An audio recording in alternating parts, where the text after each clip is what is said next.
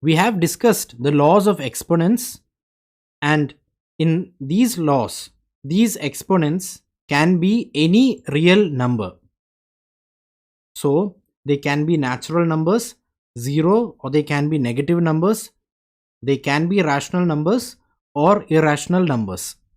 Let's try to see how negative numbers fit in these laws. Let's try to do 2 to the power minus 3 into 2 to the power minus 4. Now you can see that the base in both these numbers is the same. You have 2 over here and you have 2 over here. So it's similar to this rule that we have seen before, and this simplifies to 2 to the power minus 3 plus minus 4, which is equal to 2 to the power minus 7. Alright, now let's try to think of it. 2 to the power minus 3 as per this rule is equal to 1 by 2 to the power 3 or 1 by 2 into 2 into 2. Similarly, 2 to the power minus 4 is 1 by 2 into 2 into 2 into 2. This is equal to 1 by 7 2's. You have 7 2's over here, which is equal to 2 to the power minus 7 or 1 by 2 to the power 7. Alright. Now, let's do a few practice questions. Say you want to do minus 3 to the power 4 into 5 by 3 to the power 5.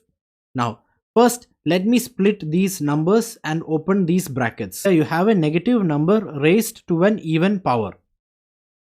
This will give you a positive number, right?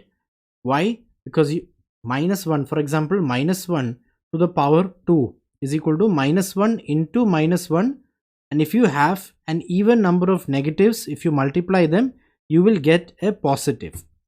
Alright, so I can write minus 3 to the power 4 can be written as just 3 to the power 4, and by opening this bracket over here, I can write it as 5 to the power 5 divided by 3 to the power 5. Alright, so this is the expression. Now over here I have the base 3 and over here I have the base 3. So this can be simplified based on the rules that we have discussed as 3 to the power 4 minus 5, and you multiply it with 5 to the power 5. This simplifies to 3 to the power minus 1 into 5 to the power 5, or it can be written as 5 to the power 5 divided by 3. Let's do another question. Alright, over here you can see that I have 2 and I have 2 over here as the base. So 2 to the power 6 divided by 2 to the power 7 can be written as 2 to the power 6 minus 7. Let me write that over here. So that's 2 to the power 6 minus 7 to the power 3 into 2 to the power minus 4. Alright, now 2 to the power 6 minus 7 is 2 to the power minus 1 to the power 3 into 2 to the power minus 4. This can be simplified as 2 to the power minus 1 into 3 based on the rules that we've learned, and I get this expression over here. So this is minus 3 and this is minus 4. You have the same base in these two exponents. So this simplifies to 2 to the power minus 3 plus minus 4, which is equal to 2 to the power minus 7. Alright, let's do the next problem. Say you want to simplify 3 by 4 to the power minus 2. Let me open the bracket and take minus 2 and give it to the numerator and the denominator. So that's 3 to the power minus 2 divided by 4 to the power minus 2. Now we know that 3 to the power minus 2 is equal to 1 by 3 to the power 2. In a similar manner, 1 by 4 to the power minus 2 is equal to 4 to the power 2.